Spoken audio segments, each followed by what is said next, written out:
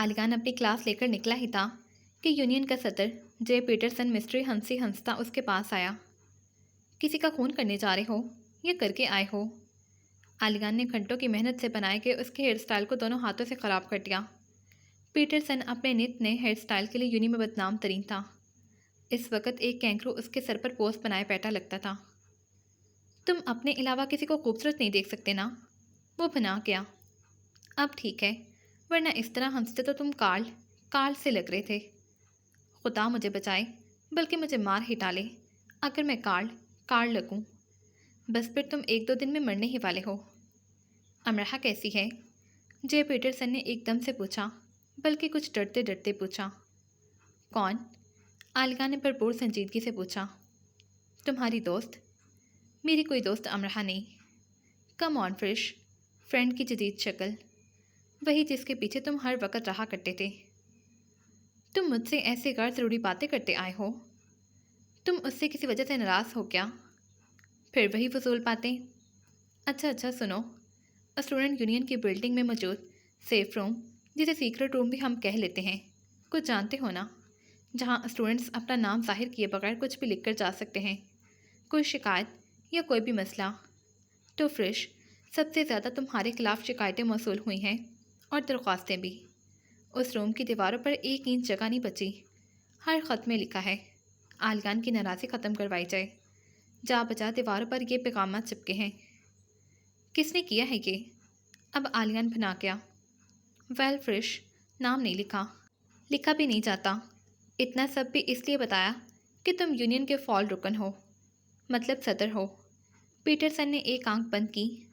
और सुनो, वो रामा कह रहा था कि अगर स्टूडेंट पार्टी जैसा एक और मजाक हम उस लड़की के साथ कर लें तो इस बार उसकी आंखों से वो सागर निकलेगा कि सारा मानचेस्टर उसमें डूब कर बह जाएगा। और फिर जब आइंदा आने वाली नस्लें तहकीक करेंगी कि आखिर मानचेस्टर के साथ क्या बनी और इसे बहा कर ले जाने वाला सैलाब आखिर आया कहाँ से था, वो भी ऐसा गज़बनाक, तो पेश बहा खुदाई और तहकीक करने के बाद उन्हें खातून पाकिस्तान अमरहा की 2 आंखें मिलेंगी। तुम कहना क्या चाहते हो? सिर्फ इतना कि मानचेस्टर को उस सागर में डूबकर बह जाने से बचा लो। जो पैगामात दीवारों पर चिपके हैं उनसे साफ ज़ाहिर होता है कि बस बहुत जल्द हम पर यह आफत आने ही वाली है। तुम इसे मजाक समझो, लेकिन मेरी दरख्वास्त भी। मैं मानचेस्टर को डूबते हुए नहीं देख सकता। वैसे मुझे नाराज़ लोगों को मनाने का ये अंदाज़ अच्छा लगा। तुम मान जाओगे और फिर से उसके दोस्त बन जाओगे तो मैं इस तरीके को यूनियन और यूनिवर्सिटी में राइज करवा दूँगा। अपना ये साई भी तो ऐसे ही मशहूर हुआ है, मैं भी हो जाऊँगा। वो खीखी हंसने लगा। आलियान पर अपनी कौफत पर काबू पाना मुश्किल सा हो गया और वो तेज़ से इंग्लिश डिपार्टमेंट की तरफ लपका। स्टूडेंट यूनियन के सीक्रेट रूम में लेटर्स तुम लिख कर आती रही हो, वो एकदम से उसके सामने आकर कहने लगा। अमरहा खौफजदा सी उसकी शक्ल देखने लगी और सिर्फ नाम में गर्दन हिला सकी। वो तुम्हारी ही लिखाई में है सब, मैंने नहीं लिखे। वो और ज़्यादा डर गई। तुमने बाएं हाथ से लिखे हैं। बाएं हाथ से तो मुझसे पेन भी नहीं पकड़ा जाता। ये सब यूनी फेलोज़ का काम होगा। यूनिवर्सिटी के स्टूडेंट्स इतने फारिग नहीं हैं। इसमें फारिग होने की क्या बात है? ये तो नेकी का काम है। उसकी ज़ुबान से फिसला। तो ये नेकी का काम तुमने सबसे कहा करने के लिए? वो इस्तज़ाहिया हंसा। नहीं, अमरहा को उसका अंदाज़ बुरा लगा। तो पॉइंट्स दिए होंगे सबको तुमने, तंजिया कहकर वो जाने लगा। ये बात उसके अंदाज से ज़्यादा बुरी लगी। वह सब मैंने लिखे हैं। दाद दो मुझे आलिगान, मैंने सीक्रेट रूम को हज़ारों खतूत से भर दिया है। ऐसे बेकार काम के लिए दाद देता हूँ तुम्हें, उसने पलट कर कहा। तुम मुझसे नाराज़ होना पसंद करते हो? मुझसे? वो घूम कर उसके सामने आकर खड़ी हुई। ना तुमसे नाराज़ हूँ, ना ही नापसंद करता हूँ, क्योंकि ये करने के लिए किसी ताल्लुक़ का होना ज़रूरी है। और हमारे दरमियान तुम तो कहा करते थे तुम मेरी दोस्त हो। अब मैं कह रहा हूँ मैं तुम्हारा दोस्त नहीं हूँ। तुम मुझे माफ़ क्यों नहीं कर देते? मैं माफ़ कर चुका हूँ, तो तुम मुझसे बात क्यों नहीं करते? क्योंकि मैं सब बातें ख़त्म कर चुका हूँ, कहकर वो रुका नहीं, चला गया। अब ये वही मुकाम था कि वो गुलिस्तान पर के गुल उसके कदमों में बिछा देगी तो भी वो उन्हें फलांग कर गुजर जाएगा, क्योंकि एक बार वो कांटे बिछा चुकी थी। अब आसमान के सितारों के झुरमुट भी उसकी राहों में ठेर कर देने पर उसकी अंधेरी राहों में रोशनी न कर सकेंगे। माहौल अंगश्ते बदना था और हवा ने अपने पर अपनी आंखों पर लपेट कर आंखें मीच ली थी। किस्मत से पूछ पड़ताल नहीं की जा सकती, क्योंकि कभी ये चंगेज़ खान की खून आलूद तलवार होती है और कभी हातिम ताई का कमाल सखावत। किस्मत। अगर सारी दुनिया तबाह हो रही हो और किसी एक चीज़ को आइंदा इंसानी ज़िंदगी की तरक्की के लिए कायम रहने की इजाज़त हो, तो मैं ये इजाज़त साइकिल के लिए लेना पसंद करूँगी। साइकिल, तकब्बुर से पाक, चलाने वाले की शाही सवारी। शटलकॉक के सामने की सड़क पर उसने ऐन उनके साथ मिलकर काफ़ी मशक कर ली थी साइकिल चलाने की। सीधी खाली सड़क पर वो बिना डरे चला लेती। साधना और ऐनून को पीछे बिठाकर भी मशक की। किसी को पीछे बिठाकर साइकिल चलाना अपने लिए साइकिल चलाने वाले के लिए मुश्किल होता है, लेकिन उससे थोड़ा बहुत इस सिलसिले में डर खौफ निकाल ही लिया। 2 बार वो यूनी के रास्ते तक भी गई। ऐनून पीछे बैठी होती। सब हमें ही देख रहे हैं ना, उसका सांस गुम हो जाता। क्या वाकई? ऐनून अपना हेयर बैंड ठीक करने लगी। पागल, मुझे देख रहे हैं। साइकिल डगमगाई। क्यों? तुम हो क्या जो तुम्हें देखा जाए? हसद। पाकिस्तानी लड़की साइकिल चला रही है ना, फ़ख्र। पाकिस्तानी लड़की साइकिल चलाए तो उसे सब देखते हैं। क्यों? ऐसा तज़ाद क्यों? शिकवा। चुप कर जाओ ऐनून, मैंने तुम्हें गिरा देना है। धमकी। तुम मुझे गिरा दो, लेकिन साइकिल तो थोड़ी तेज़ चलाओ, कम से कम मैं आखिरी लेक्चर तो ले लूँ। ठहरो, इस बस को गुजर जाने दो, इसके ड्राइवर को बहुत जल्दी है। उसने साइकिल रोक दी।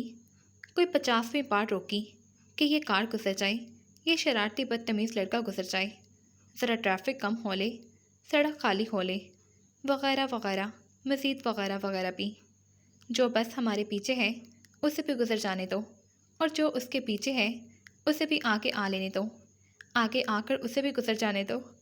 ठहरो, मुझे बस में ही बैठ जाने दो। खबरदार, जो तुम उतरी ऐन, इस रफ्तार से तुम्हारी साइकिल चलाने के दौरान मैं 10 बार उतर कर बैठ चुकी हूँ। बैठ कर थक जाती हूँ तो खड़ी होकर साथ चलने लगती हूँ, और इस एशियन फ्लैग को थोड़े और बल दो गर्दन में। मैं ताबूत में बंद होकर जापान वापस जाना नहीं चाहती। साइकिल रोक कर उसने एशियन फ्लैग को 2 और बल दिए गर्दन में। उसने जीन्स पर टॉप पहन रखा था ताकि ज़्यादा यूरोपियन लगे।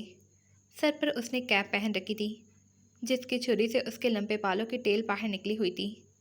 यूनी की तरफ जाते दाइम और रामा ने उसे देखा और दोनों ने सारे दांत निकाल दिए और चलते चलते खड़े होकर उसे देखने लगे। दाइम ने हाथ से परफेक्ट का इशारा भी किया और इतनी सी बात पर वो साइकिल गिरा बैठी। ऐनून भागकर यूनी चली गई। वो अकेली पैदल साइकिल को लिए यूनी तक आई। ये पाकिस्तानी हिंदुस्तानी बर्दाश्त ही नहीं कर सकते कि उनके खिते की लड़कियां ऐसे साइकिल चलाएं, उल्टा हवास बाख्ता कर देते हैं। गुस्से से वो उन पर बुड़बुड़ाने लगी। आने वाले दिनों में आधा रास्ता वो चलाती और आधा रास्ता ऐनून, तभी कहीं जाकर वक़्त पर यूनी पहुंच पाते। कभी वीरा उनके आगे आगे होती, गार्ड की सूरत। वो तेज़ सीटी बजाती और दूसरे साइकिल सवारों को पीछे करती जाती कि यंग लेडी ऑफ पाकिस्तान अपनी सवारी चला रही हैं, थोड़ा डरती हैं, ज़रा पीछे पीछे हो जाए। एक दिन ऐसे ही रास्ते में वगैरह वगैरह से डर कर साइकिल को रोके वो बमुश्किल यूनी रोड तक आई कि पीछे से एकदम से आलियान की साइकिल ऐन उसके पहलू में दाएं तरफ बराबर में आई। वो भी अपने ध्यान में था, अमरहा भी, और जब अमरहा की नज़र उस पर पड़ी तो वो इतनी बुरी तरह से घबरा गई कि दाएं रुख ठीक उसकी साइकिल के ऊपर साइकिल गिरा बैठी। ऐनून जापानी में चिल्लाई, जिसका उर्दू में तर्जुमा है, हाय अम्मा जी, मुझे मार डाला। अमरहा की साइकिल पूरी की पूरी आलियान की साइकिल के ऊपर थी, खुद वो भी पूरे। और ये सब ऐसे हुआ कि वो आया, इसे देखा और इसे गिरा दिया। 2 साइकिलों के इस टकराव से मानचेस्टर का रोड हिल सा गया, और इसके नतीजे में जो काम सबसे बुरा हुआ वो ये था कि उसकी साइकिल के आगे लगे स्टैंड बॉक्स में कुछ सैंडविचेस टिश्यू में लिपटे रखे थे। शायद वो नाश्ता करके नहीं निकला था, और वो नाश्ता ऑक्सफोर्ड रोड पर निकल कर गिर गया था, और 2 अदद सैंडविचेस रोड पर पिच के बिखरे पड़े थे। अब वो कुछ भी होंगे, लेकिन सैंडविचेस नहीं होंगे। आलियान ने एक उसीली नज़र अमरहा पर डाली और फिर सैंडविचेस को देखा और जैसे रो देने को हो गया। उस बेचारे का कितना बड़ा नुकसान हो गया था। मेरी गलती नहीं है। अमरहा भी रो देने को हो गई। उसने अपनी साइकिल उठाई, बेकार हो चुके सैंडविचेस समेटे और जाने लगा। आलियान ऐनून ने आवाज़ देकर रोका और उसके पीछे साइकिल पर बैठ गई। अब सारा मानचेस्टर उसकी साइकिल के पीछे बैठेगा, सिवाय उसके। यूनी के अंदर जाकर एनून को ढूंढा, उसे बर्गर लेकर दिया। कहना तुम्हारी तरफ से है, तुम्हारी तरफ से मुझे और मेरी तरफ से आलियान को। पागल, कहना ट्वीट है, ले लो। पर मैं तुमसे ट्वीट लेना नहीं चाहती, ना उसे देना चाहती हूँ। अमराहा ने उसकी पोनी खींची और आधा घंटा लगाकर उसे सारी बात समझाई। एनून बर्गर हाथ में लेकर बिजनेस स्कूल की तरफ जाने लगी। कुछ फासला रखकर अमराहा भी उसके पीछे पीछे थी। उसे डर था कि वो ज़रूर कोई गड़बड़ करेगी, और गड़बड़ ठीक उसके सामने आ गई। कार्ल ने बर्गर हाथ में लिए एक नन्ही बच्ची को खामोशी से जाते देखा तो रुक गया और उसका हाल अहवाल पूछने लगा, और फिर बर्गर उसके हाथ से ले लिया। एन पलटी ही थी कि उसने फ़ौरन बर्गर की एक बड़ी बाइट ली। तुमने कार्ल को बर्गर क्यों दिया? अमराहा रो देने को हो गई। उसने कहा वो आलियन के पास ही जा रहा है और उसे वो बर्गर दे देगा। मैंने उसका शुक्रिया अदा किया और आ गई। एक बार फिर जाओ, उसका सर फोड़ो और आ जाओ। ये काम अब तुम कर लो, मैं थक गई हूँ, कहकर वो नन्ही बच्ची चली गई। बड़ी बच्ची दिल में सोच कर खड़ी रही, काश कोई आलियान को ट्वीट देते। अभी वह सोच ही रही थी कुछ करने का कि वीरा हाथ में बर्गर और कॉफ़ी लिए डिपार्टमेंट की तरफ जाती हुई नजर आई। अमराहा का थाड़े मार मार कर रोने को जी चाहा। क्या इतने बड़े रूस में कोई यूनिवर्सिटी नहीं थी कि वीरा वहाँ पढ़ सकती? उसे मानचेस्टर आने की क्या ज़रूरत थी भला? अंधेरे कार में बंद पड़े रहने की कैफियत थी। किसी एक तरफ से रोशनी लकीर बनाती आ रही थी, रोशनी की लकीर पड़ती ही जा रही थी। गार का दहन खुल रहा था। पुरसुकून और आज़ाद हो जाने की कैफियत थी कि दूर से आती चाप करीब आती महसूस हुई, सहमा देने वाली चाप कि घुटनों में सर दे लिया जाए, कान लपेट लिए जाएं। एक हेवला बनता करीब सा आया, लंबे साए के उस पार रोशनी के दहन के ऐन सामने खड़ा हुआ और सारी रोशनी को पीछे धकेल दिया। और अंधेरा। आलियान हड़बड़ा कर उठा। नीम अंधेरे कमरे में वहशतज़दा खुद को बिस्तर पर पाया। उसकी सांसें तेज़ तेज़ चल रही थीं, जैसे रात भर भागता रहा हो। कोई उसके पीछे था। उसके कानों में वो इल्तिजाई चाप अभी भी जिंदा थी। वो उसे महसूस कर रहा था। वो ख्वाब में से होकर आया था, जैसे खुद को खींचकर ख्वाब से बाहर निकाला था। वो खौफज़दा भी था या कुछ और था। जो भी था, उसकी दाईं आंख में आंसू था। अमराहा रात को जॉब से वापस आ रही थी कि सड़क के किनारे चलते उसे एक आदमी ने बहुत मौसम अंदाज से रोका। खातून, आपका थोड़ा सा वक़्त चाहिए। अमराहा रुक गई। फरमाइए, आप खातून महर की बेटी हैं? नहीं, अमराहा समझी आदमी लेडी महर के मरहूम शौहर के रिश्तेदारों में से कोई है। उनके लिए पालक बेटी नहीं हो? नहीं, मैं तो पाकिस्तान से आई हूँ, यूनिवर्सिटी में पढ़ने। उनके घर में रहती हूँ, पेइंग गेस्ट हूँ। अच्छा, इसका मतलब तुम उनके सब बच्चों को जानती होगी जितने उस खातून ने लेकर पाले हैं। अमराहा को एकदम से लेडी महर की बात याद आ गई और वो आगे चलने लगी। मैं इस बारे में कोई बात नहीं कर सकती, आप जाएं यहाँ से। उन्होंने 10 बच्चे पाले हैं। क्या तुम सबके नाम जानती हो, उनकी शक्लें? अमराहा और तेज़ी से चलने लगी। वो भी साथ साथ चलने लगा। मुझे सिर्फ लड़कों के बारे में मालूमात चाहिए कि वो कहाँ हैं, किस मुल्क में हैं, कौन कौन है। उनकी तस्वीरें मिल सकें तो बेहतर होगा। तुम ये छोटी सी जॉब करती हो, कितना कमा लेती हो? मैं तुम्हें पूरे 1 लाख पाउंड दूंगा। अमराहा हैरत से रुककर उसे देखने लगी। ये कौन था जो इतनी बड़ी रकम देने को तैयार था? अगर चाहो तो ज़्यादा भी दे सकता हूँ। मैं पुलिस को बुला लूँगी जनाब। 2 लाख पाउंड, 3 लाख पाउंड, जवाब दो। जानती हो कितने पैसे हुए हैं ये? तहम्मुल से मेरी बात सुनो। तुम जज्बाती होकर भाग रही हो। तुम्हें कुछ ज़्यादा काम नहीं करना, सिर्फ इतना कि वो सब लड़के इस वक्त कहाँ हैं, किस किस मुल्क में हैं, उनके नाम क्या हैं, बस इतना ही। और इतने से काम के इतने पैसे, इतने कि तुम सारी ज़िंदगी में शायद ही कमा सकोगी। पहले बच्चों को छोड़ जाते हो, फिर उन्हें ढूंढते और ख़रीदते फिरते हो। अमराहा ने तंज से कहा। उसने बहुत ही सुकून से अमराहा के तंज को सहा। हाँ, कुछ ऐसा ही है, लेकिन अगर तुम थोड़ा सा ताउन कर दो तो बेहतर होगा। मैं किसी भी किस्म का ताउन नहीं करूँगी। जाओ। 4 लाख पाउंड। मैं पुलिस को फ़ोन करने लगी हूँ। अमराहा ने फ़ोन निकाल कर हाथ में लिया। 5 लाख पाउंड। अमराहा ने आजिज़ आकर उसकी शक्ल की तरफ देखा اور نمبر ڈائل کرنے لگی۔ تمہارا کام بہت آسان ہے، تمہیں صرف یہ معلوم کرنا ہے کہ اس لڑکے کی ماں کا نام مارگریٹ جوزف تھا۔ امرہ فون کان سے لگانا بھول گئی۔ وہ اس انسان کی شکل دیکھ رہی تھی۔ کون ہیں آپ؟ میرا خیال ہے تمہیں اسے مطلب نہیں ہونا چاہیے۔ میں نے تمہیں ایک بہت بڑی رقم آفر کی ہے، تم اس بارے میں سوچو۔ میں ابھی بھی پولیس کو فون کرنے کا ارادہ رکھتی ہوں، تم جلد ہی مجھے فون کرو گی، اتنے پیسے کم نہیں ہوتے، کہہ کر وہ چلا گیا۔ اس کے جانے کا انداز ایسا تھا جیسے اسے یقین تھا کہ اسے ضرور فون کیا جائے گا، کیونکہ اس نے مبالغے کی حد تک ایک بہت بڑی رقم آفر کر دی تھی۔ اس کے لیے کسی کا بھی لالچ میں آ جانا فطری ہے۔ امرہ خود کو کسی فلم کا کردار محسوس کرنے لگی۔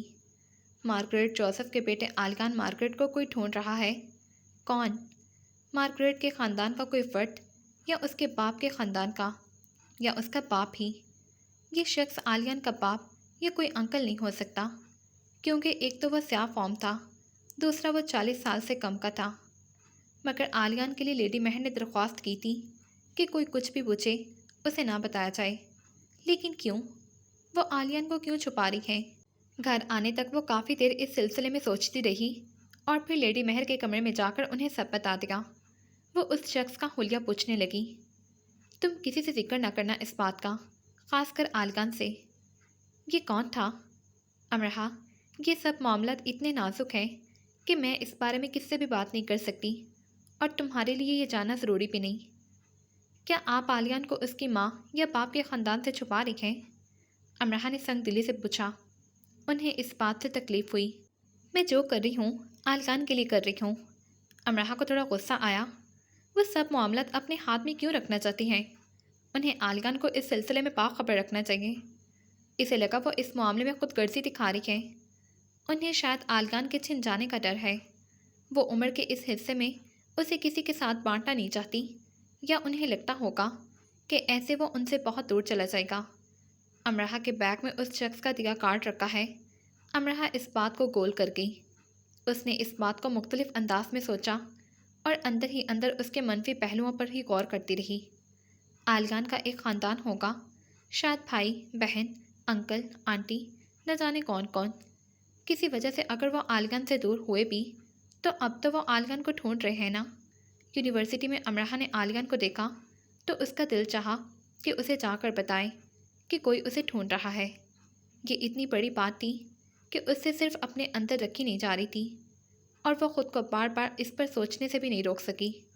ساتنا کے ساتھ وہ اس سے ملنے اس کے ہال آئی تھی، اور دونوں لان میں ایک دوسرے کے سامنے بیٹھے تھے۔ آپ نے یہاں آ کر مجھے حیران کر دیا۔ اگر میں تمہاری جیسی ہوتی تو میں بھی تمہاری کھڑکی سے آتی تم سے ملنے۔ اسی لیے تو میں چاہتا ہوں کہ میں سپر مین بن جاؤں اور آپ کو اپنے ساتھ اڑاؤں۔ اگر تم سپر مین بن بھی گئے تو بھی میں تمہارے ساتھ کسی چوٹی یا بادل کے ٹکڑے پر جانے کے لیے تیار نہیں ہوں گی۔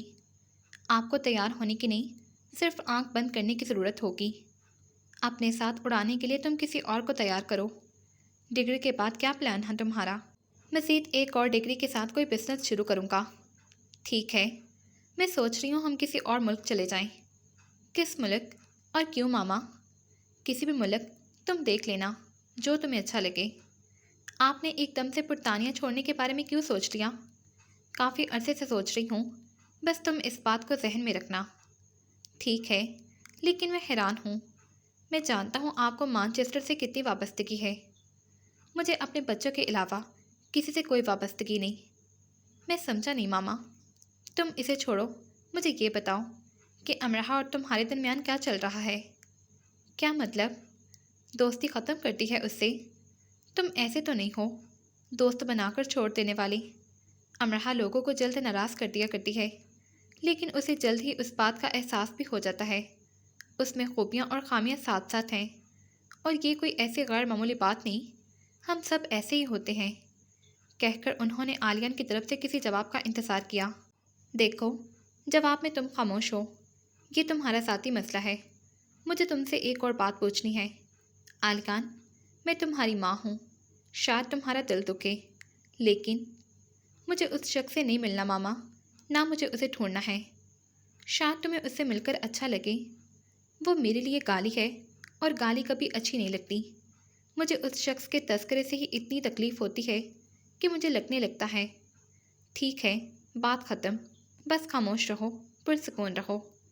میں شارلٹ کی طرف سے مطمئن نہیں ہوں۔ فون پر اس کی ساس نے بہت سخت اور چبھتے ہوئے انداز میں مجھ سے بات کی۔ آپ جارڈن کا سوچیں، اس کی ماما کا نہیں۔ پریشان نہ ہوں۔ پریشان نہیں، دکھی ہوں۔ اس نے کڈز سینٹر میں پرورش پائی ہے، ایک مسلم خاتون کی، وہ لے پالک بیٹی ہے۔ کتنی بڑی وجوہات ہیں یہ۔ عالیان سے زیادہ اب کون جان سکتا تھا کہ کتنی بڑی وجوہات ہیں یہ۔ اچھی بات تو یہ ہے ماما کہ جارڈن شارلٹ سے بہت محبت کرتا ہے۔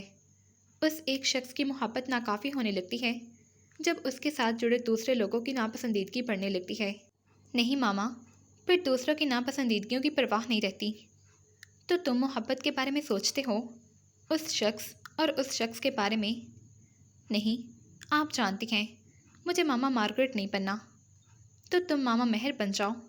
میں نے اپنے شوہر سے بے لوث محبت کی ہے، اور آپ کو بدلے میں بے لوث محبت ملی بھی، تمہیں بھی ملے گی۔ مجھے خوف محسوس ہوا ہے یہ جان کر کہ تم محبت سے دور بھاگ رہے ہو۔ تم جوان ہو، زندگی کے عملی میدان سے ابھی دور ہو۔ اپنے ذہن و دل کو وسعت دو اور یاد رکھو، بھاگ جانا کسی جذبے سے ہو یا عمل سے نقصان دہ ہوتا ہے۔ نہ بھاگنا بھی فائدہ مند نہیں ہوتا ماما، یہ اور برا ہے۔ تمہاری زندگی صرف ایک تعلق تک محدود نہیں ہونی چاہیے۔ انہوں نے عالگان وہ گہری نظروں سے بہت دیر تک دیکھا۔ تم آج کل مارگریٹ کی ڈائریاں پڑھ رہے ہو، تم اپنی عمر سے بہت بڑے لگ رہے ہو۔ کیا آپ مجھے وہ ڈائری بھی دے سکتی ہیں جو آپ کے پاس ہے؟ جب تم شادی کر لو گے اور اپنے بچوں کو سائیکل ریس میں ہرا دیا کرو گے تو وہ تمہیں ملے گی۔ تم نے پھر سے مارگریٹ کی باتیں شروع کر دی ہیں۔ اسے یاد کرو، لیکن ایسے آہ کے انداز سے نہیں، خوش ہو کر یاد کرو اسے۔ جو انسان زندگی میں خوش نہیں رہا، اس کے مرنے کے بعد اسے خوشی سے یاد نہیں کیا جا سکتا، اور ہم اس شخص کی بدقسمتی کا موازنہ اپنی قسمت کے ساتھ کرنے پر مجبور ہو جاتے ہیں۔ تم بدقسمت نہیں ہو، تمہیں میرے عالگن کے لیے ایسے الفاظ استعمال نہیں کرنے چاہیے۔ اگر دنیا میں آپ نہ ہوتی تو میں دنیا کے ہر انسان سے نفرت کرتا۔ میں نہ ہوتی تو کوئی اور ہوتا۔ نہیں ماما، کوئی اور نہ ہوتا۔ آپ کے علاوہ کوئی مجھ سے ایسی محبت نہ کرتا۔ آخر کار میں نے یہ جان لیا ہے۔ بہار کی دلہن کی شادی کی تیاریاں اتنے زور و شور سے کی جا رہی تھیں جیسے وہ شاہی خاندان کا آخری چشم و چراغ ہو۔ ڈیزائنرز، ویڈنگ پلانرز اور ان کی ٹیم گھر میں ایسے آتے جاتے نظر آتے جیسے وہ اسی گھر میں رہتے ہوں، بس کچھ دیر کو گھر سے باہر چلے جاتے ہوں۔ ماما، آپ اتنے پیسے کیوں برباد کر رہی ہیں؟ تم یہ کہنا چاہ رہی ہو کہ تم پر مزید اور احسان نہ کروں؟ کرسمس پر تحائف لیتے بھی تم سب کو شرم آتی ہے۔ اب تم مجھے دینا چاہتے ہو لیکن کچھ لینا نہیں۔ ایسا کر کے تم سب مجھے دوسری عورت، دوسری ماں ہونے کا احساس دلاتے ہو۔ میرا سب کچھ تمہارا ہے، میری آنکھوں کا نور اور میرے زندہ رہنے کی قوت بھی۔ تم مجھ سے فرمائش نہیں کرتی کیونکہ میں دوسری عورت ہوں۔ وہ خفا ہو گئی۔ شادی کے دن مجھے ہاتھی چاہیے، 10-12 تو ضرور ہی ہوں، جھیل کنارے چہل قدمی کریں۔ شارلٹ نے ان کے گلے میں باہیں ڈال دیں، فرمائشیں شروع ہو گئیں۔ اگر تمہیں ہاتھی چاہیے تو شادی سری لنکا میں کرنی ہوگی یا افریقہ میں۔ انہیں ہاتھیوں سے اب بھی مسئلہ نہیں تھا۔ نہیں، مجھے تو مانچسٹر میں ہی ہاتھی چاہیے۔ اگر آپ نے مجھے اور جذباتی کیا تو میں سفید چیتوں کی فرمائش بھی کر سکتی ہوں۔ آپ ہی میری آنکھوں کا نور اور زندہ رہنے کی قوت ہے۔ تم اور جذباتی ہو سکتی ہو، لیکن صرف اتنا بتا دو کہ تم شادی کرنا چاہتی ہو یا جنگل آباد کر کے شکار۔ ماما مہر نے کہکا لگایا۔ شارلٹ نے تھڑ تھڑ ان کا منہ چومنا شروع کر دیا۔ شادی سے ایک ہفتہ پہلے جارڈن کا خاندان امریکہ اور دوسرے ملکوں سے مانچسٹر میں اکٹھا ہو گیا اور وہ سب عارضی رہائش گاہ میں رہنے لگے۔ شارلٹ ان کے استقبال کے لیے گئی اور کافی پریشان صورت واپس آئی۔ جارڈن ماما مہر کے بلانے پر اپنے ماما پاپا کے ساتھ ڈنر پر آیا تھا۔ تمام وقت ماحول میں تناؤ رہا۔ اس کی ماما اصاب تانے سارا وقت خاموش بیٹھی رہی اور پاپا نشستگاہ میں ٹنگی مشہور پینٹنگز دیکھتے رہے۔ کھانے کے نام پر چند نوالے کھائے گئے اور جانے میں جلدی کی گئی۔ تمہیں یقین ہے جارڈن تمہیں خوش رکھ سکے گا؟ اس کی ماں کی نظروں میں واضح حقارت تھی تمہارے لیے۔ اگر تم اس سے محبت نہیں کرتی تو چھوڑ دو اسے۔ میں نہیں چاہتی کہ دنیا میں کوئی بھی تمہیں ان نظروں سے دیکھے۔ لیڈی مہر کی آنکھیں اس وقت سے نم تھیں۔ جارڈن مختلف مزاج کا ہے ماما۔ وہ کہہ نہ سکی کہ وہ اس سے محبت کرتی ہے، اب اسے چھوڑ نہیں سکتی۔ وہ بھی صرف اس کی ماں کی حقارت کی وجہ سے۔ محبت کرتا ہے تم سے، خالی خولی بڑھ تو نہیں مار رہا۔ مجھے یقین ہے اس کے جذبے پر۔ آپ ایسے پریشان نہ ہوں، سب ٹھیک ہو جائے گا۔ تمہارا یہ یقین ہمیشہ قائم رہے، میں دبا کوڑ ہوں گی۔ لیڈی مہر نے ساتنا اور امرہا کو جارڈن کے گھر بیچنا چاہا۔ جارڈن کے کچھ اور رشتہ دار بھی آ چکے تھے۔ وہ چاہتی تھی کہ دونوں جا کر ذرا جانچ پڑتال کر کے آئیں کہ جارڈن کے خاندان کے باقی افراد، خاص کر خواتین، کس مزاج سے تعلق رکھتی ہیں، تاکہ شادی کے انتظامات میں وہ ان کی پسند کے مطابق رد و بدل کر دیں۔ میڈیا کو بلانے کا خیال تو انہوں نے دل سے ہی نکال دیا تھا۔ اتنے نازک مزاج لوگ تھے، نہ جانے کس بات سے بھڑک اٹھتے۔ یہ فرمائش سنتے ہی امرہا اور سادنا کا دم سا نکل گیا۔ جارڈن کی ماما کی تنی ہوئی بھوموں کو دیکھ کر ہی وہ ڈر گئی تھی۔ کہاں اب دوسری خواتین سے ملنا؟ ہم بہانہ کیا کریں گی کہ کیوں آئے ہیں؟ امرہا گھبرا گئی۔ سادنا، تم کہہ دینا میں جارڈن کو اپٹن لگانے آئی ہوں۔ مارکیٹ سے تھال لیتی جانا۔ بتا دینا شارلٹ میری چھوٹی بہن جیسی ہے، اپٹن کی رسم کرنی ہے۔ سادنا کا رنگ اپٹن جیسا پیلا ہو گیا۔ امرہا شلوار قمیص، سادنا ساڑی میں، دلہا جارڈن کو اپٹن لگانے آ گئی۔ تمہیں فون کر کے آنا چاہیے تھا، جارڈن گھر نہیں ہے، جارڈن کی ماما نے بھوموں کی کمانوں میں تیر رکھتے ہوئے کہا۔ اس رسم میں بنا بتائے آتے ہیں، امرہا نے مسکرا کر کہا۔ شکر ہے، ایسی باتیں گوگل نہیں ہو سکتی۔ وہ دونوں 6 عدد خواتین کے نرگے میں بیٹھی تھیں، کچھ ادھر ادھر ٹہل رہی تھیں۔ امرہا نے ایک ہی نظر میں اندازہ لگا لیا تھا کہ وہ سب بہت نازک مزاج اور جدید فیشن کی دلدادہ ہیں۔ ان سب نے ایسے ملبوسات اور زیورات پہن رکھے تھے کہ اگر ان میں سے صرف ایک خاتون کو اٹھا کر پھانک لیا جاتا اور مارکیٹ میں بیچ دیا جاتا تو ساری عمر پیسے کے پیچھے بھاگنے کی ضرورت نہ رہتی، یا امرہا کے سامنے بیٹھی جارڈن کی آنٹی کا ایک ہاتھ ہی کاٹ کر ساتھ لے جایا جاتا تو بہت ہوتا، بلکہ بہت زیادہ ہوتا۔ دن روشن تھا اور وہ سب قلعہ نما عمارت کے سامنے دور تک پھیلے لان میں بیٹھے تھے، جس میں کئی لمبے لمبے درخت بھی تھے۔ 2 مرد اور 3 لڑکے درختوں سے ذرا آگے نشانہ بازی کا کھیل کھیل رہے تھے اور کافی ہنگامہ کر رہے تھے۔ امرہا اور سادنا کو اٹھنے کی جلدی تھی کہ کہیں دلہا جارڈن ہی نہ آ جائے اور انہیں اپٹن کی رسم کرنی ہی پڑے، لیکن جارڈن کی ماما نے چائے کا آرڈر دے دیا تھا، اور آرڈر تھا کہ آ کر ہی نہیں دے رہا تھا۔ آنٹی جولیا، اب آپ کی باری۔ نشانچیوں کے ہجوم میں سے ایک لڑکا آیا اور بندوق آگے کی۔ میں نے مردوں کو ہرانا چھوڑ دیا ہے رافیل۔ آنٹی جولیا جواہرات سے سجی انگلیوں کو لہرا کر مسکرائیں۔ اسی دوران رافیل کی نظریں سادنا سے ہو کر امرہا پر آ کر ٹھہر گئیں۔ یہ کون ہے؟ وہ امرہا کو دیکھے جا رہا تھا۔ یہ شارلٹ کے گھر سے آئی ہیں، کوئی ہندوانی رسم کرنے۔ کیا رسم ہو گئی؟ اس نے بندوق کی نال امرہا کے کندھے پر رکھ کر پوچھا۔ امرہا کو اس کی جرأت پر حیرت ہوئی۔ وہ مسلسل مسکرا رہا تھا۔ ہمیں چلنا چاہیے۔ سادنا جلدی سے اٹھ کھڑی ہوئی۔ چائے پی کر جانا، بیٹھ جاؤ۔ تم ہندوستانی لوگوں کو نشست و برخاست کے آداب کب آئیں گے؟ آنٹی جولیا کی آواز ناپسندیدگی کے جذبے سے پُر تھی۔ امرہا نے کندھے پر ٹکی بندوق کی نال کو ہاتھ سے جھٹکا۔ یہ کن آداب میں سے ہے؟ آنٹی جولیا کا منہ بن گیا۔ رافیل مزے سے امرہا کو دیکھتا رہا۔ رافیل، تم انہیں لے جاؤ، ان کی نشانہ بازی دیکھو۔ انداز استضاحیہ تھا، لیکن حدت سے بھرا۔ او ہاں، رافیل نے کسی قدر کمینگی سے اپنی ٹھوڑی مسلی۔ انہیں تو گانا آتا ہوگا یا ناچنا، ایسے کام ان کے مرد کرتے ہیں، یہ تو مردوں کے صرف پیر چھوتی ہیں، جھک جھک کر۔ جارڈن کی ماما کہہ کر دیر تک ہنستی رہی۔ سادنا ضبط سے سرخ ہو گئی۔ اگر بات شارلٹ اور لیڈی مہر کی نہ ہوتی تو دونوں اتنا ضبط بالکل نہ کرتی۔ سادنا خاموشی سے دوبارہ بیٹھ گئی۔ دنیا بھر میں بے حس لوگوں کے انداز و اعتبار ایک جیسے ہوتے ہیں۔ وہ حدت کر کے شرمندہ ہوتے ہیں، نہ خوف زدہ۔ انہیں دوسروں کو گراتے رہنے کا مشغلہ محبوب ہوتا ہے۔ وہ سب ان دونوں کو ہندوستانی سمجھ رہے تھے۔ رافیل نے بلند و بانگ کہکا لگایا اور سادنا اپنی انگلیاں چٹکانے لگی۔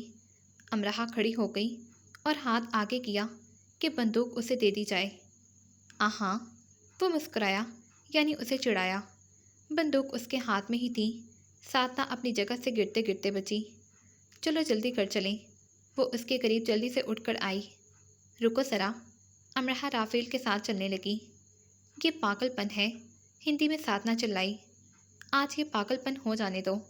دنیا میں کسی بھی انسان کو کسی بھی ہنر یا قابلیت کے بنا پر کسی دوسرے انسان کی بےعزتی کرنے کا کوئی حق نہیں۔ درختوں سے ذرا اس طرف 5 بناوٹی کھوکھلے کدو مختلف فاصلوں پر رکھ دیے گئے تھے۔ ایک سے دوسرا دور تھا، دوسرے سے تیسرا، اور پہلے سے آخری۔ پہلے رافیل نے نشانے لگائے اور دیکھتے ہی دیکھتے 4 کدو ہوا میں منتشر ہو گئے۔ 5واں نشانہ چوک چکا تھا، پھر بھی وہ سب اس کے لیے تالیاں بجا رہے تھے، یعنی 5واں کدو ذرا مشکل سے ہی منتشر ہوتا تھا۔ اس کا فاصلہ زیادہ اور نشانہ ذرا مشکل تھا۔ دیکھنا تمہاری کلائی نہ ٹوٹ جائے۔ رافیل نے بندوق اس کے آگے کی۔ وہ سب استضاحیہ ان دونوں کو دیکھ رہے تھے، یعنی ان کا خیال تھا کہ وہ سراسر جذباتی ہو رہی ہے۔ ناچ گانے کے علاوہ کیا آتا ہوگا انہیں بھلا؟ امرحا نے بندوق پکڑی اور پکڑ کر اس میں ایسے کارتوس بھرا کہ رافیل کے ہونٹوں سے مسکراہٹ غائب ہو گئی۔ امرحا دادا کے ساتھ بلوچستان جاتی رہی تھی نا؟ دادا کے اس دوست کے گھر میں 3 لڑکے اور اس کی ہم عمر 4 لڑکیاں تھیں۔ وہ سب رات دن یہی نشانے لگانے کا کھیل کھیلا کرتے تھے۔ دادا کے دوست کو شوق تھا کہ سالانہ مقامی مقابلوں میں ان کے بیٹے اول آئیں، اور وہ آتے بھی تھے۔ لڑکے دن رات مشق کیا کرتے تو لڑکیاں بھی کر لیتی، اور جب امرحا وہاں جاتی تو امرحا بھی یہی کھیل کھیلتی تھی۔ امرحا کی ہم عمر لڑکیاں تو اتنی ماہر تھیں کہ اپنے بھائیوں کو ہرا دیتی تھیں۔ بائیں آنکھ بند کر کے، سانس کو اندر گم کر کے، صرف ہدف پر نظر رکھ کے، آنکھ کی پتلی کو ساکت رکھ کر امرحا نے ٹریگر دبا دیا اور سادنا نے اپنا رکا ہوا سانس چھوڑا۔ دونوں بند آنکھوں کو کھول کر اسے دیکھا۔ دوسرا کدو پہلے سے زیادہ فاصلے پر تھا، وہ بھی منتشر ہوا۔ تیسرا، چوتھا اور پھر 5ویں کی باری آ گئی۔ مقابلہ برابر ہونا چاہیے اب، سادنا نے کان میں سرگوشی کی۔ مقابلہ برابر نہیں ہونا چاہیے، اس نے خود سے کہا۔ بلوچستان میں اس نے جتنی بھی مشق کی ہو، وہ ایک ماہر نشانچی نہیں تھی۔ کبھی کبھار وہ لاہور میں پٹھانوں سے بندوق لے کر غباروں سے مشق کر کے اپنا شوق پورا کر لیا کرتی تھی۔ اس نشانے کا لگ جانا قسمت ہوتا یا معجزہ یا تکا۔ زرتاش نے کہا تھا، نشانہ بازی میں فاصلہ اتنا اہم نہیں تھا جتنا ارتکاز۔ ہدف پر ایسے نظر رکھو جیسے پوری دنیا میں وہ ہدف ہی باقی ہے، اس کے علاوہ کچھ نہیں۔ ہتھیار کو اپنے ارتکاز کے ہم آہنگ کرو اور ٹریگر دبا دو، اور اس نے ٹریگر دبا دیا۔ فاصلہ زیادہ تھا، نشانچی مشرقی تھا، مجمع خاص تو متکبر تھا، اور 5واں کدو منتشر تھا۔ امرحا نے بندوق پر سے دونوں ہاتھ چھوڑ دیے۔ وہ پٹاخ سے گری، اس کی بلا سے بیکار ہو جائے۔ اب صرف مرد حضرات اور سادنا نے تالیاں بجائی۔ رافیل کی شکل دیکھنے لائق تھی۔ اس کے ہم عمر لڑکے نظروں ہی نظروں میں اس کا مذاق اڑا رہے تھے۔ وہ دونوں واپس آ گئیں اور اپنے پیچھے سناٹا چھوڑائیں۔ اینٹ کا جواب، چمتکار۔ سادنا بہت خوش تھی۔ تم آریان کی فیورٹ آنٹی ہو۔ گھر آ کر انہوں نے نشانوں والی بات چھپا کر باقی سب بتا دیا۔ امرحا شاید وہ نشانے نہ لگاتی اگر سادنا، کاش یہاں ویرا ہی ہوتی، نہ بڑبڑاتی۔ تم سب یونیورسٹی سے اپنے دوستوں کو بلا سکتی ہو۔ مہر نے ان سب کو اجازت دی۔ امرحا نے سائی کو بلایا، ویرا نے کسی کو بھی نہیں۔ اینو نے چند جاپانی دوستوں کو اور آلگا نے کارل کو۔ تمہیں کس نے بتایا کہ کارل بھی آ رہا ہے؟ کارل ایک بورڈ پشت پر لٹکائے گھوم رہا ہے کہ جو اسے اپنا بہترین سوٹ دے گا یا لے کر دے گا، وہ اس کے چند اہم کام کر دے گا۔ تم جانتی ہو نا اس کے اہم کاموں کا مطلب؟ کوئی بھی اس کی نامعقول حرکتوں سے خوش نہیں، کسی سے سوٹ نہیں ملے گا اسے۔ کسی سے؟ ویل، پیاری ڈی کوئن مانچسٹر ٹاپ بزنس مین کی بیٹی اسے میکلورین میں بٹھا کر لے گئی تھی خریداری کروانے۔ سنا ہے اسے اپنے سابقہ بوائے فرینڈ کا کوئی حساب برابر کروانا ہے کارل سے۔ شانے اچکا کر ویرا ہنسنے لگی۔ امرحا ہنس نہ سکی۔ وہ تو یہ بھی چاہتی تھی کہ شادی پر ویرا بھی نہ ہو، لیکن اس کے چاہنے سے کچھ نہ ہو سکا، اور شادی کا روشن نکھرا نکھرا دن سب سمیت موجود ہوا۔ ہڈن پارک کی طرز کا پارک تھا جہاں شادی کا انتظام تھا۔ گھاس کا وسعت لیے پھیلا میدان تھا، جھیل تھی، جھیل پر پل تھا، پل کے اس طرف گھاس کے میدان، لمبے لمبے درخت اور پھول تھے، کہیں کہیں پہاڑوں کے ٹیلے بھی تھے۔ پل کے اس طرف سامنے ایک قدیم طرز کی عمارت تھی جس کے اندر رات کی پارٹی کا انتظام تھا۔ پل کے اس طرف سفید گھوڑے چہل قدمی کر رہے تھے اور جا بجا پھیلے سوان تھے جو آسمان سے نازل ہوتے دن کو خوابناک بنا رہے تھے۔ پریوں کی شہزادی ماما مہر کی بیٹی کی شادی تھی، انہیں یہی سب چاہیے تھا۔ گلابی پھولوں سے سجے گول چبوترے کے پس منظر میں جھیل، پل، درخت، तेले, स्वान और घोड़े थे और चबूतरे के सामने 2 इतराफ नशिस्तें। अमराहा ने गुलाबी चूड़ीदार पर सफ़ेद कामदार दुपट्टा लिया था। वीरा और ऐन उन शॉर्लेट के साथ थी। वो बाहर आ गई। मेहमान आ रहे थे और तकरीब शुरू होने में कुछ वक्त था। सफ़ेद घोड़ों और स्वान को देखने के लिए वो फूलों से सजे पुल से छील के उस तरफ चली गई। उस तरफ से धुंध बहुत छोड़ी जा रही थी ताकि करीब के आगाज़ से पहले कुदरती शक्ल इख्तियार कर ले। अभी उसने पुल के उस तरफ पैर रखा ही था कि मशीन से मसनूई धुंध का एक और रेला छोड़ा गया। पहले ही इतनी धुंध छोड़ी गई थी कि मज़ीद छोड़ दी गई। हाथ का पंखा बनाती वो धुंध हटाने लगी कि उसका हाथ थप्पड़ की सूरत इंसानी खाल से टकराया। वो इंसानी खाल आलिगन की थी। वो इसके ऐन सामने खड़ा था।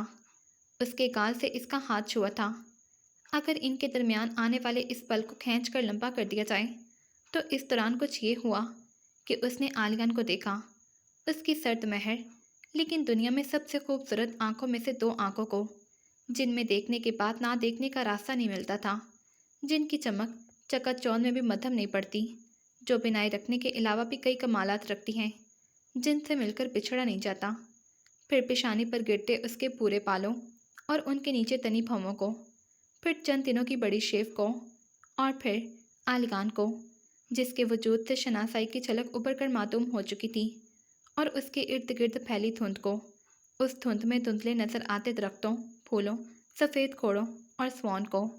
हाँ, वो एक शहजादा ही था बिलाशिबा, लेकिन वो सिंड्रेला नहीं थी। वो इसका जूता लेकर आया था, ना इसका हाथ पकड़कर इसे अपने घोड़े पर बिठाने। वो एक लम्हा था। वहाँ एक अमरहा थी और एक आलियान था।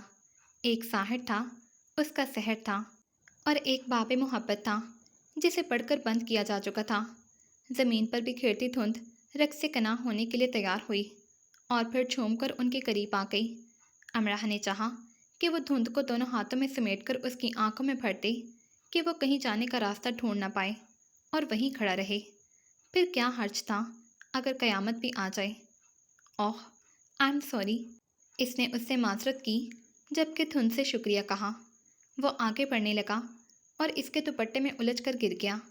धुंध में उसे इसका दुपट्टा कैसे नज़र आ सकता था। उफ़, मुझे फिर से माफ़ कर दो। दुपट्टे का शुक्रिया जो एक बार फिर से उसे माफ़ी मांगने का मौका दिया। वो छिंछला कर उठा और ऐसा करते उसके बाल पेशानी पर और फैल गए और उस पर से नज़रें हटाने के लिए इरादे मजबूत करने पड़े। तुम इतना गुस्सा क्यों करने लगे हो आलियान? दुपट्टा संभालने की बजाय उसने और फैला दिया कि वो फिर से गिर जाए। तुम इतना गुस्सा क्यों दिलाती हो? उसने गुस्से से कहकर आगे बढ़ जाना चाहा। सर्द मुल्क में रहकर तुम इतनी जल्दी गर्म क्यों हो जाते हो? वो जल्दी से उसके सामने आई। आलियान के पास कई जवाब होंगे, लेकिन उसने इसे एक भी देना ज़रूरी न समझा। अगर तुम मेरी थोड़ी सी मदद कर दो और मुझे किसी एक सफ़ेद घोड़े पर बिठा दो, चूड़ी पजामा, ऊंची हील और कानों में बुंदे पहने अमराहा वहाँ घोड़े पर बैठने आई थी। अगर तुम घोड़े की लगाम पकड़ लोगे तो मुझे घोड़े से डर नहीं लगेगा। वो उसे बता रही थी कि उसका, आलियान का और घोड़े का एक साथ होना किस कदर ज़रूरी है। छींक की शक्ल बनाता, ताज्जुब से सर हिलाता, वो फिर से आगे जाने लगा। चलो तुम घोड़े पर बैठ जाओ और मैं लगाम पकड़ लूँगी। आप खुश? चलो आप मुस्कुरा दो। वो फिर से उसके सामने आई जल्दी से। उन घोड़ों पर लगाम और ज़ीन नहीं है। उन्हें तुम्हारी सवारी के लिए यहाँ नहीं लाया गया। वो जवाब दिए बगैर रह नहीं सका। अच्छा, ज़ीन और लगाम क्यों नहीं है? वो तुम घोड़ों से जाकर पूछ लो। चलो हम दोनों चलकर पूछ लेते हैं। वैसे भी मुझे घोड़ों की ज़ुबान नहीं आती। तुम्हें तो इंसानों की ज़ुबान भी नहीं आती, उसने गहरे अंदाज से कहा। उसकी आंखों की मांद पड़ती चमक से अमरहा अफसुर्दा हो गई। तुम पहले वाले आलियान क्यों नहीं बन जाते? तुम्हें खामोश रहना सीखना चाहिए, वरना दूर रहना। तुम सिखा तो ये सब। तुम तो खुद एक उस्ताद हो अमरहा। जो सबक तुम देती हो वो कोई और नहीं दे सकता। हो सकता है मेरे पल्लू से ये सबक बांध दिए गए हों। मुझे ये सब जानने में दिलचस्पी नहीं। तुम्हें अपने बाल तराशने चाहिए थे। तुम्हारे बालों की नोकें तुम्हारी आंखों को परेशान कर रही हैं। गैर इरादी तौर पर उसने अपने बाल पेशानी से उठाए और अमरहा मुस्कुरा दी, जिस पर वो और खफा सा हो गया। मैंने तो सिर्फ इसलिए कहा कि तुम्हारे बालों से ज़्यादा मुझे तुम्हारी आंखों की फ़िक्र है। मैं अपनी फ़िक्र करने के लिए खुद ही काफ़ी हूँ। اس کی آواز تیز ہو گئی۔ میں جانتی ہوں تمہیں خود پر ناز ہے۔ امرحا اس کی تیز آواز سے گھبرا گئی، لیکن کہے بغیر وہ رہ نہیں سکی، کیونکہ وہ بات کو تول دینا چاہتی تھی۔ ہاں، اتنا تو ضرور ہے کہ میں تم جیسا نہیں ہوں، امرحا کی آنکھوں میں ٹھہرے ہوئے انداز میں دیکھ کر اس نے کہا۔ امرحا کے کانوں میں سائیں سائیں ہونے لگی۔ جب تم مشرق کا سفر کرو گے تو تم پر بہت سے راز کھلیں گے۔ مجھے ایسے خطے کا سفر نہیں کرنا جہاں رازوں اور روایتوں کا احترام انسانوں سے بڑھ کر کیا جاتا ہے۔ امرحا لاجواب ہو گئی۔ وہ آگے بڑھ گیا اور وہ اس کی پشت سے چلائی، جب تم بوڑھے ہو جاؤ گے تو تم ضرور پچھتاؤ گے۔ تمہیں گھوڑے پر بیٹھنے میں میری مدد کر دینی چاہیے تھی۔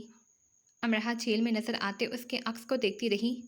جھیل خوبصورت تھی، اس پر تنا آسمان یا اس میں جھلملاتا اس کا عکس۔ اس کی نظروں نے اس کے عکس کے حق میں فیصلہ دیا۔ پل پر سے گزرتے آلگان نے برائے نام گردن موڑ کر اس کی طرف دیکھا، اور ایسا کرنے پر اسے افسوس ہوا کیونکہ اس نے خود کے ساتھ کیے عہد کو توڑ دیا تھا۔ امرحا اسے جاتے ہوئے دیکھ رہی تھی۔ ایک پل ان کے درمیان بھی تھا، وہ اس اور اس طرف تھے۔ اب وہ جہاں ہوا کرتی ہے وہ وہاں سے چلا جایا کرتا ہے۔ اس نے خود کو اتنا بدل لیا ہے اور اسے اس پر افسوس بھی نہیں۔ امرحا نے اپنا دوپٹہ سنبھالا اور اس طرف آنے لگی جہاں وہ شخص کھڑا ہوگا جو آج اہتمام سے تیار ہو کر آنا بھول گیا تھا، اور جس نے ٹائی باندھنے کا تردد بھی نہیں کیا تھا، جسے تقریب میں آنے کی جلدی نہیں رہی ہوگی اور کان میں سرگوشی کرنے کی بھی۔ مجھے بتایا جائے، کیا دلہن صرف سفید لباس والی ہے؟ اچھا، اور سفید دوپٹے والی؟ شارلٹ کی شہبالیاں اس بار صرف دو تھیں، شارلٹ کی دوست اور ویرا۔ امرحا کو کہا گیا تھا، لیکن اس نے اور ساتنا نے انکار کر دیا۔ جارڈن کے خاندان کی نازک مزاجی نے انہیں برہم کر دیا تھا۔ انہیں ان سب کی نظروں میں آنے کی خواہش نہیں تھی۔ شارلٹ دلہن بن کر آئی تو امرحا نے دیکھا کہ دلہن کے بعد سب نے جس چہرے کو دیر تک دیکھا وہ ویرا کا تھا۔ اس نے ہلکا ارغوانی آف شولڈر فراک پہنا تھا اور وہ اتنی خوبصورت لگ رہی تھی کہ اگر بلیک آؤٹ کے دنوں میں اسے کسی عمارت کی چوٹی پر بٹھا دیا جاتا تو وہ آدھے شہر کو اپنے حسن کی چکا چوند سے منور کر دیتی۔ ویرا نے اتنی خوبصورتی کا کیا کرنا ہے؟ امرحا نے دیکھا کہ دور کھڑے آلگا نے بھی ویرا کو دیکھا، اور امرحا یہ سوچے بنا نہ رہ سکی، اگر ویرا صحرائے گوبی کی طرف کا سفر اختیار کر لے اور صحرا میں بھٹک جائے اور پیاسی پیاسی، امرحا اسے یہ بد دعا دیے بغیر نہیں رہ سکی۔ وہ یہ کرنے پر مجبور تھی۔ دو خاندان ایک جگہ موجود ہو کر بھی کیسے الگ الگ رہتے ہیں، یہ شارلٹ اور جارڈن کی شادی میں دیکھا جا سکتا تھا۔ تناؤ موجود تھا اور خوشی کی بجائے گھبراہٹ ہو رہی تھی۔ وہ سب آپس میں دھیمی آوازوں میں باتیں کر رہے تھے اور مسکرانے میں اس قدر کنجوسی کر رہے تھے کہ کہیں ان کی مسکراہٹوں کا غلط مطلب نہ نکال لیا جائے۔ ان کے بیش قیمت لباس، زیورات، ان کے ہاتھوں کی حرکات، ان کے لبوں کا واہ ہونا کچھ ایسا تھا کہ سانس گھٹنے لگتا۔ وہ ایک شادی میں شریک ہونے سے زیادہ کسی نیلامی میں شریک ہوئے لگتے تھے جہاں وہ اپنے رتبے کی بولی سننے آئے ہوں۔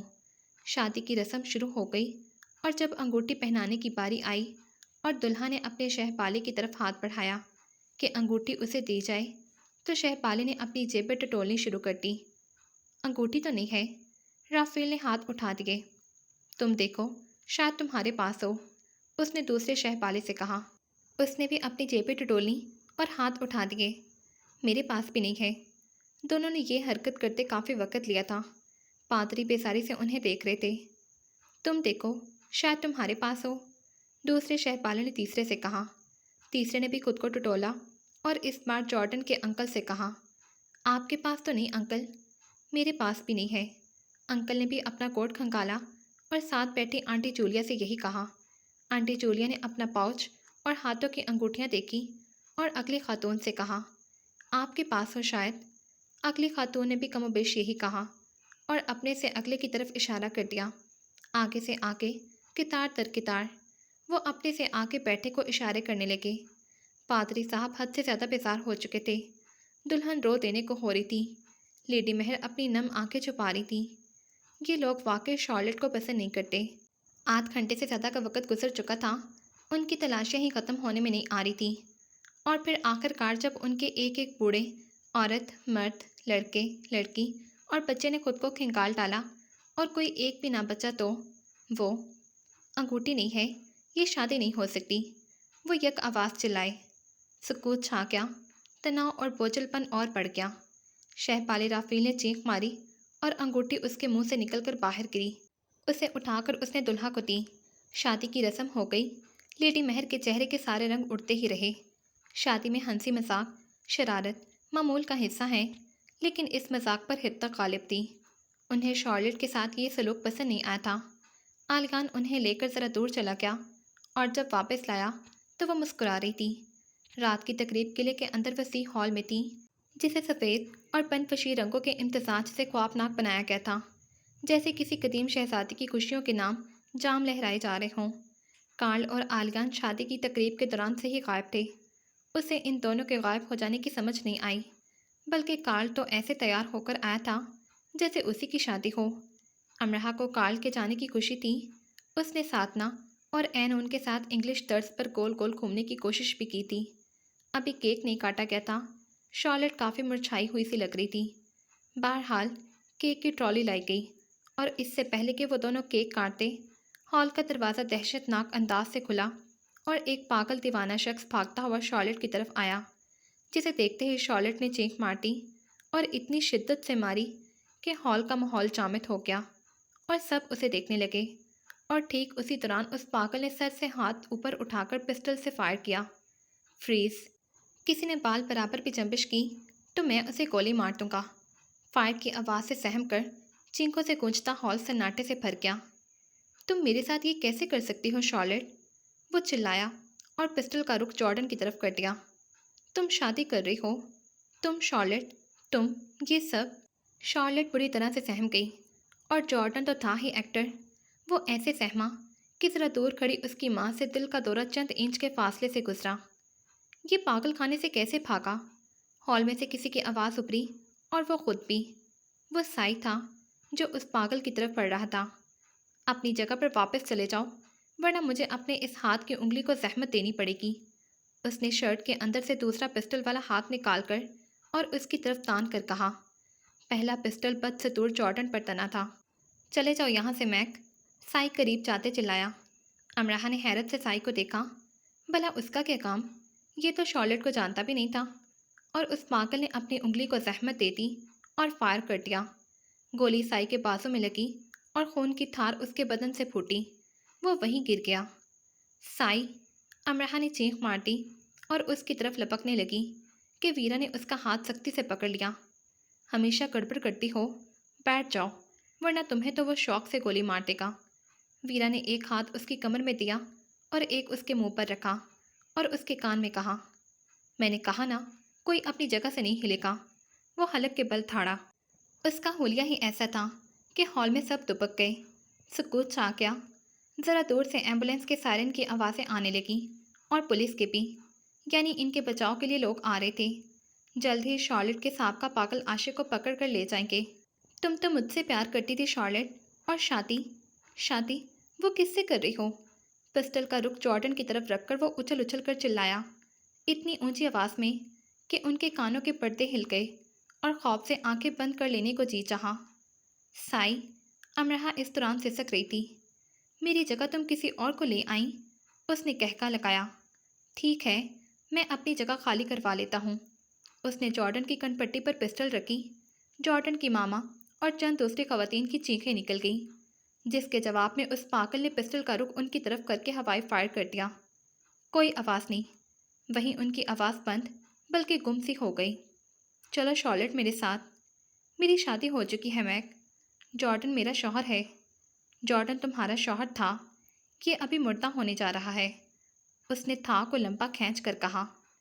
مجھے تم سے نفرت ہے۔ میں تمہارے جیسے پاگل انسان کے ساتھ ایک منٹ کے لیے نہیں رہ سکتی۔ سائیکو! نفرت ہے مجھے تم سے۔ مجھے اس سے نفرت ہے۔